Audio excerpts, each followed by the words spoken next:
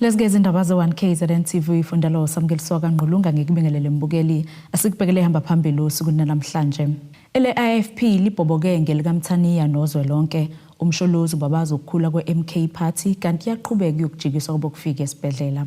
Iqembu lezepolitiki IFP libambeke isithangami nabezindaba ngenhloso yokuzochaza kabanzi ngendlela asebenza ngayo uhulumeni wobambiswano kuzwelonke nasesifundazweni KwaZulu-Natal. Lesi sithangami besibanjele emahhovisi aleli qembu eThekwini. Phakathi kwezinto eziqhame kulesi sithangami, iIFP ithi inkulumo ngxoxo kazwelonke ibalekile ngoba kumele kudingidwe izindaba eziyinkinga emphakathini okubala phakathi nodaba lwemhlaba. Leli qembu lisazoqhubeka nezinhlelo zokuhlalisa nokugcoba amagatsha awo ukuze bezoqinisa umkhankaso wabo wokhetho lohulumeni basekhaya oluzoba ngonyaka ozayo. Ukuba khona kwe-national dialogue akusiyona into yanamhlanje, akusiyona into yayizolo, kodwa kusukela ngo-2017 besikholelwa thina ukuthi kukhona izinto ezingaphothulwanga kwiCODESA. Udaba lomhlaba, abantu abansundu iningi labo linawo umhlaba, ludinga ukukhulunywa lolu daba lithola isixazululo. Udaba lokungalingani uma kuza kwabacebile nabampofu ludinga ukuxoxwa ukuze kuqhanyuke nesixazululo ukuthi abantu abansundu ababampofu kakhulu usuku nosuku yini edinga ukwenziwa ukuba impilo yabo ibe ngcono. Uhlabisa uthi komasipala babo bazongenelela abaletha uguquko omumasipala bawuphethe ungenzi kahle. Kulesi sikhathi ke sifake iso elibuka eduze komasipala bethu la singanelisekile khona siletha uguquko nenhloso ukuba sibone isithombe esingcono omasipala bethu bekwazi ukuhlangabeza izidingo zabantu baseningizimu neAfrika. Leli qembu lisanda kuwina uWard 23 obukuye iward yayo lapha ya ebaqulisini Vryheid ngamalengiso. Kutebokho Sibisi wezindaba ze-1KZN TV kuchannel 261 ngiseThekwini. Umengameli we-MK Party uJacob Zuma uthi alikho iqembu lezepolitiki elikhula ngesivinini njengomkhonto ezweni lonkana. Uzuma usho kanjena ngesikhathi iMK yamukela amalunga amasha abambeke umkhuleko isiyabalande eMangozi. Izinkulungwane zabalandeli beqembu lomkhonto wesizwe bahlanganyele ndawonye enkundleni ezemidlalo eMangozi ukuzokwethamela inkulumo kamengameli waleli qembu umnumzana uJacob Zuma njengoba bekunomkhuleko esiyabalanda. Uzuma ekhuluma nabalandeli baleli qembu uzwakala ukujabula njengoba lamukela amalunga amasha alinganiselwa ngaphezulu kwezikulungwane eziyishumi ajoyine leli qembu nasuka kwamanye amaqembu. Abantu abamnyama si-organize abantu abamnyama ukuthi babuyise izwe labo emhlabeni wakithi. Angazi umuntu ongakuzwa lokho ukuthi ucabangani. Usafuna ukuhlala esicindezelwa belungu. My babo basizwa ngendaba, abasazi basizwa ngendaba. Bacabanga ukuthi siyadlala masithi izwe lomuntu omnyama alibuyele kumuntu omnyama. Umcebo womuntu omnyama ubuyele emcebeni womuntu omnyama. Uyababona ke lapho ukuthi baphuma phi? Baphuma enhlanganweni le eyayikade ibizwa ngokuthi i-African National Congress.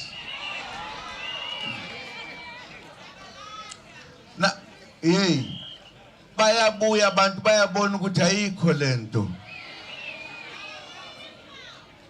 Nanti akushomini. Ethula inkulumo yakhe uZuma uveza ukuthi alikho iqembu elikhula ngesivinini njenge-MK Party. Leli qembu kuvela ukuthi liphinde lamukela amalunga angama500 asuke eqenjini likaKhongolose. Ngake bandla sibonga kakhulu njengoba nibona nje uyakhula umkhonto wesizwe.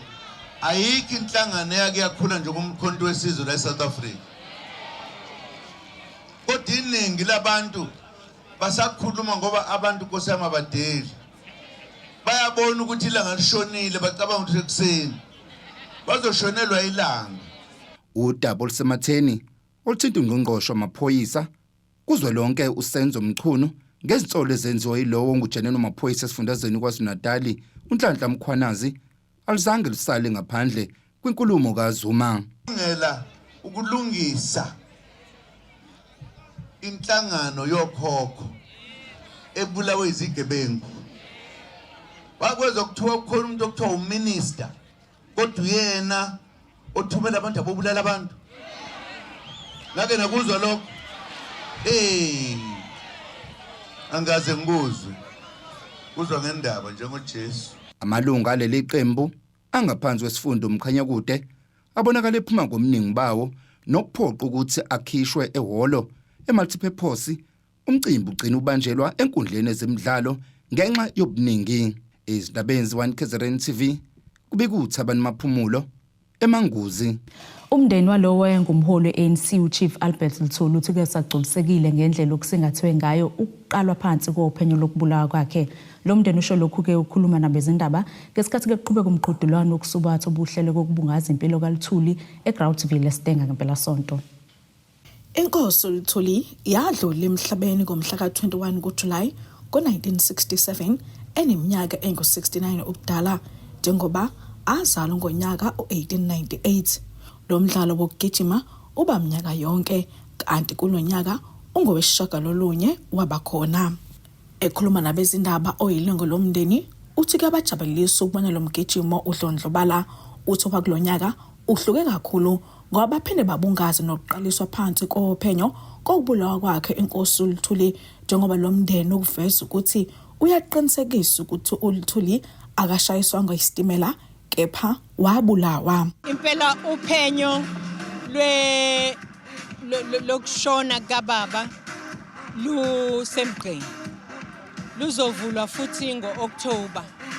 Kodwa lokho sekwenzekile sekusiqinisekisile thina njengomndeni ukuthi ubaba akashayiswanga isitimela. Ubaba wabulawa. Ukuthi ubani ke owabulawa ikona sekufanele kuvele manje.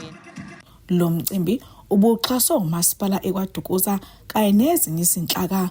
Ethula inkulumo yakhe uMeya uthi kuba khona kwalomdlalo bagcina ngawo umlando kaLuthuli. Uthi futhi njengezakhamuzi balibheke ngabomvu nophenyo lokubulawa kwakhe ukuthi lifike ekugcineni.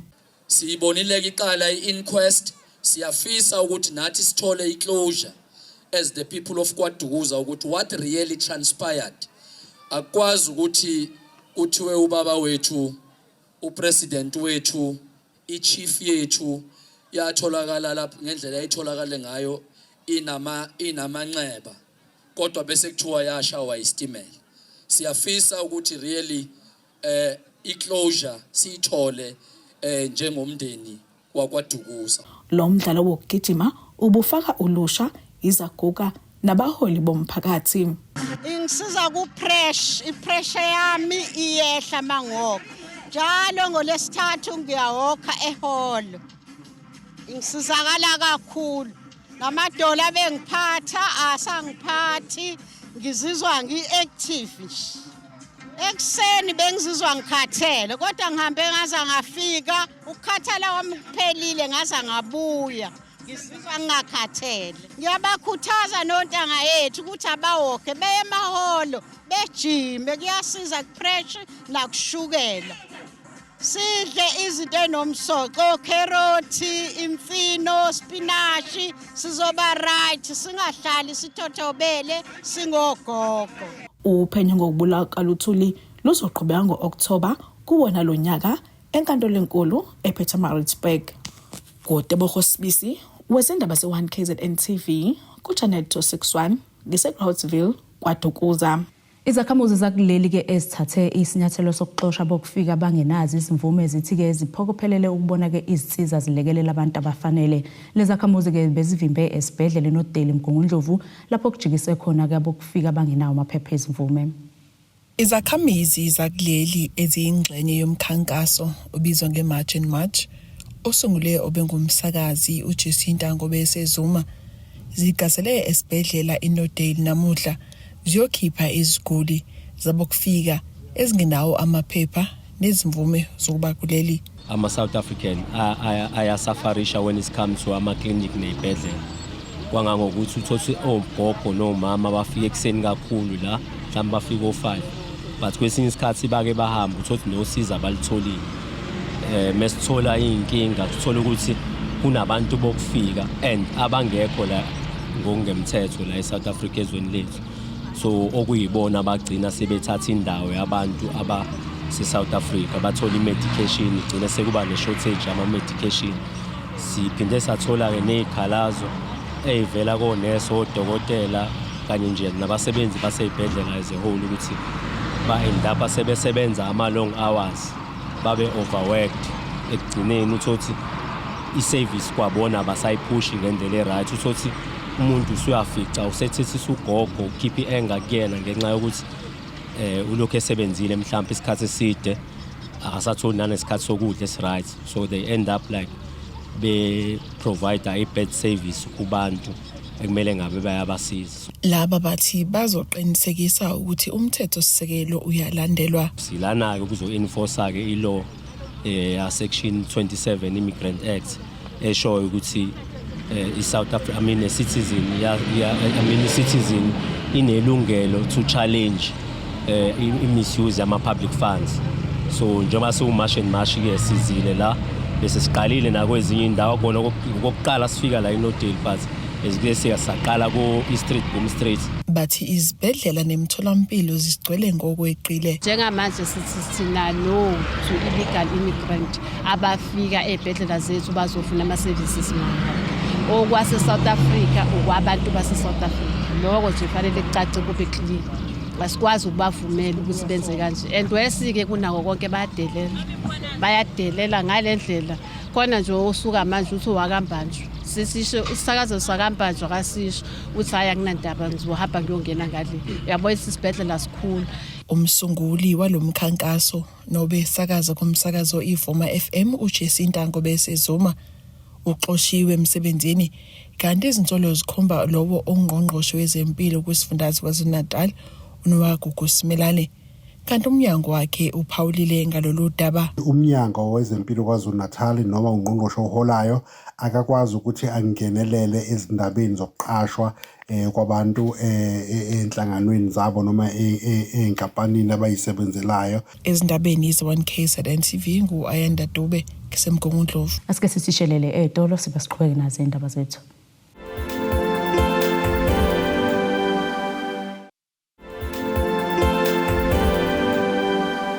Asikwamukele mbukelo sabukele indaba ze1 KZN-TV nazi ihlokwane kwezona ehamba phambili usuku namhlanje. IFP libhoboke ngelikaMthaniya nozwelonke umsholozi babazi ukukhula kweMK Party kanti yaqhubeka ukujikiswa obokufika esibhedlela. Isivuluke ngokusemthethweni inkundla yezemidlalo uMhlathuze Sports Complex esedolobheni eRichards Bay nokulindele kuba ke isingathi umqhudelwano KZN Premiers Cup ngempela sonto. Lenkundla kulindele ukuthi ke isingathi imidlalo yasekhaya eRichards Bay FC, eMilford FC neNtsingizini Hotspurs uma ke kuqala isizini ka2025-2026. Injabulo ukubathandi bebhola kanjalo nakosomabhizinisi abakhele idolobha iRichards Bay kuvulwa ngokusemthethweni inkundla yezemidlalo uMhlathuze Sport Complex emva kokulungiswa kabusha. Abathandi bebhola bakuthakasele kakhulu lokhu. Usuku olukhulu luyinjabulo kubahlali baseRichards Bay ngoba singabalandeli iqembu solisungulwa besilihambela endaweni eziningi ezahlukene kodwa lokho bokusikhosta kakhulu emaphaketheni ngoba kumele wazi kumele udle endleleni yonke into kubukhathaza futhi. Amaqembu ebhola gijima esigabeni ezahlukene zePSL okuyiNatal Rich Boys edlala kwiBetway Premiership kanjalo neMilford FC egijima kwiMotsepe Foundation Championship akushayela ihlombe ukuvulwa kwalenkundla. Big day sijabule kakhulu ngoba kuchaza ukuthi wonke lama trip ebesiwenza siyeThekwini siyodlala khona ama game ethu asefike egcineni. I know thina ngeke kwenzeke lokho. Sizowaletha nje khona la because whatever sikwenzayo thina we are for umphakathi wakule ndawo. Ngicabanga ukuthi as a club ivision yethu it's not only ukuthi sidlale ibhola or sakhe imali ngebhola kodwa ivision yethu ukuthi subone ezinye inhlaka ezikhona zithuthuka somabhizinisi abancane ma BNB yonke licabanga amakuthiwa sidlala nama team amakhulu ukuthi kuyokwenzakalani kule ndawo yangakithi. So we're not going to take those games elsewhere but lo ma game onke sizodlala la eRichards Bay. Mhlanje nje bakuvulwa i-stadium lesi meaning ukuthi ama-supporters ethu nje babe for the past 2 seasons since we got professional status, they never had the opportunity ukuthi basibuke sidlala. So now for them ukuthi bakwazi ukuthi bazobuka i-team abayithandayo idlalela la eduze kusho likhulu kakhulu kuthina nathi as a team and players izosinika i-motivation lonto ukuthi sikwazi ukuthi siphushele i-promotion. Imeya uMasipala uMhlathuze uXolani Ngwezi ucacise kabanzi ngokuvulwa kwalesigaba sokuqala sokwakhiwa kwalenkundla kwazise ukuthi kulindeleke ukuthi sifakwe nompheme okuzophela ngoZibandlela okuyisigaba sesibili. Sethu sesiphelile phase 1. Okuseleyo nje sizoqedela ngoDecember njenge canvas roof kule side elingapha ngentshonalanga kwe-stadium. Nokuthi ke sisho ukuthi lesi stadium akukhona nje kuphela ukuchitha imali kepha abasendimeni ezokuvakasha bazobenefita kakhulu, ama restaurants makunama games azodayisa kakhulu, abadayisa upetrol bazodayisa kakhulu, ababolekisa ngendawo yokulala noma abahlinzeka ngendawo yokulala makunala ama PSL games bazokwenza imali eningi kakhulu. Lenkundla izovulwa ngokusingatha umqhudelwano weKZN Premiers Cup ngempela sonto nokumqhudelwano ohlanganisa amaqembu akulesifundazwe iKwaZulu Natal. Ezinabeni ze-KZN TV kubika uThabani Maphumulo eRichards Bay. Kukhuthazwe abazali ukuba basheshe bayisukumele inkinga yabantwana abaqala ukuhlupha emakhaya ngenhloso yokunciphisa ukudlondlobala kwentsha ezibandakanya namaqembu ezigebengu ayingozi emphakathini. Lokhu kuvele ngesikhathi kuqhubeka umqhudelwano wokusubatha eNanda bekuhloswe ngawo ukusabalalisa umyalezo okulwa nobugebengu kule ndawo. Uhlaka olulekelela amaphoyisa ukulwa nobugebengu eNanda buzibophezele ukwenza konke okusemandleni ukuqhalelanisa intsha yakule ndawo nobugebengu. Lokhu kuza njengoba ngempela sonto kusingathwe umqhudelwano wezokusubatha ngenhloso yokulwa nobugebengu. Itim nje yanamhlanje ukuthi sithi phansi nobugebengu eNanda phansi sesikhathele abantu bakithi. Sekufika abantu abaningi bakithi ingakho sesizama konke okusemandleni ukuthi siqwashise abantu bakithi ukuze baphephe kulo bugebengu obukhona sebenzakela. Abantu abaningi la they are brutally killed by these criminals who are just behind the jail that right now. Sithi ke laba bakhona ke manje abalekelele ukuthi bamsana namaphoyisa kunoma yini ezika ayikho right ukuze sibuqede lobugebengu nya eNanda hayi kusasa namhlanje. Sifuna ukuthi maqhama ama states ngonyaka ozayo ebheka ukuthi senze kanjani kubonakala ukuthi hayi sesiqalile ukuthi siyehlise drastically indaba yecrime eNanda. Sifuna ukuthi by 2030 bese kuthiwa nje iNanda sifana nezinye indawo. Indawo yaseNanda ingezinye ezihlala ezizihola zonke zakuleli ngobugebengu umnyaka yonke uma ke kudedelwa izibalo zobugebengu kuleli kozokhumbuleka ukuthi umphakathi wakule ndawo namaphethelo uke wahlaliswa libhojozi iqembu lesigelekeqe ezizibiza ngeWest nokwazi kwaholela ekutheni umphakathi ugcineke uzibambela mathupha okulwa nobugebengu kwabulawa ke ngesihluku abahlanu abebesolwa ngabo ubugebengu. Into eyenza lobugebengu kangaka endaweni yaseNanda yilama drugs asebulele izwe. Sithi ke labantwana namhlanje nake abayikhethele bakhethela ukuthi babe iyouth noma ulusha olunekusasa eliqhakazile baze baba baholi kwalelizwe noma bafuna ukungena kulento esenzekile. Siphatheke kabi ukuthi ingane besithi izophatha lelizwe kusasa sevele ezalwa namaphoyisa zashona ezinye zaboshwe ezinye. Sesithi ke kubazali ke manje abaqaphelisise ukuthi ingane zabo bahlale ngempela bese duze kwazo beyibonisa. Mawubona ingane yakho it's getting out of hand, khuluma phela nomuntu okhona endaweni ongaba yikhansela ongaba umfundisi, it can be anyone ongasumthembe uxoxe naye ukuthi le ngane ngibona ukuthi iyaphuma esandleni siyokulekelela ngoba asithandi ukubona ingane zenu bazali bethu ziboshwa, asithandi ukubona ingane zenu zidutshulwe ngaze kube khona abaphoyisa alwa nezingane zenu kanti balwa nobugebengu. Lezi ngane ziyadubula.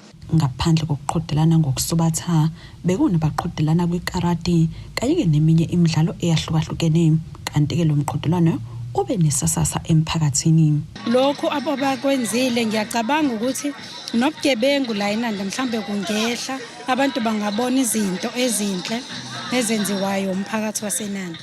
Ukarati lidume ngokuthi ingane zenza ukarati zine respect zinenhlonipho so nami ngibone ukuthi ngoba ingane zenza ukarati zinenhlonipho athi nami ujoyine ukuze ngizokwazi ukugwema ukuthi nami ngene idakamizweni. Isifiso sami ukuthi ngoba nginqobile namhlanje bengifisa ukuthi nami nentshe elandelayo uyabona ukuthi eNandi khona likhona inkinga uxhaso asinalo uxhaso lushoda kakhulu ngoba kuyenzeka size siphumele ngaphandle siyofuna usizo yes kukhona abantu abaphila impilo engcono la eNandi akekho noyedwa emphakathini kulabantu abawosomabhizinisi ayibu kufanele ngabe kunento kanjena kanje asisize izingane kanje abanqobile bemkele imiklomelo eyahlukene ezindabeni ze1 KZN TV kube kuntomkhona Mvubu ngesithekweni. Siphinde futhi sayitolo sibe siqhubeke nazo indaba zethu.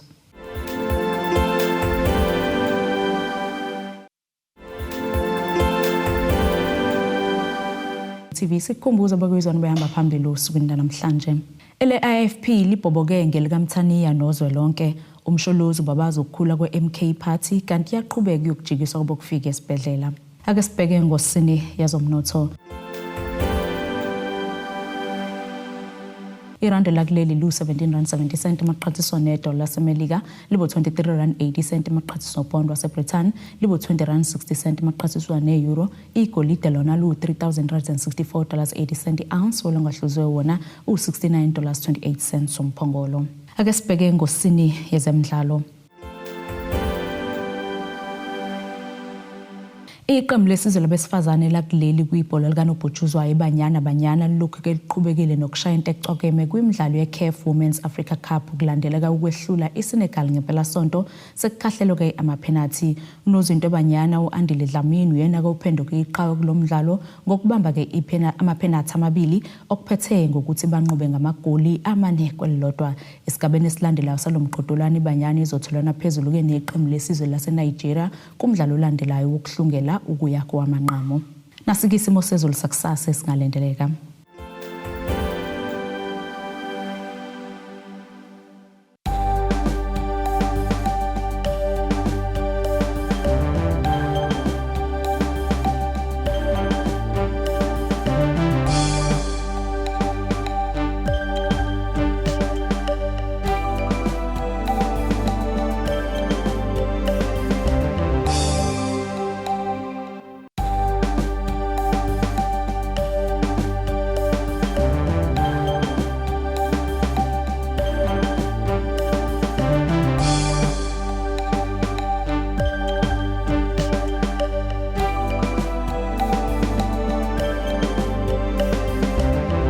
Bogelizi yagoqo besikuphathele zona usukwini namhlanje mina nawe ke sophinde sihlangana kusasa futhi ngaso lesi sikhathi esifanayo nisale kahle. Abethuli bethu bezindaba baxhaswe iThulis Bayview Bridal ungabashayela kulezi zinombolo ezivelile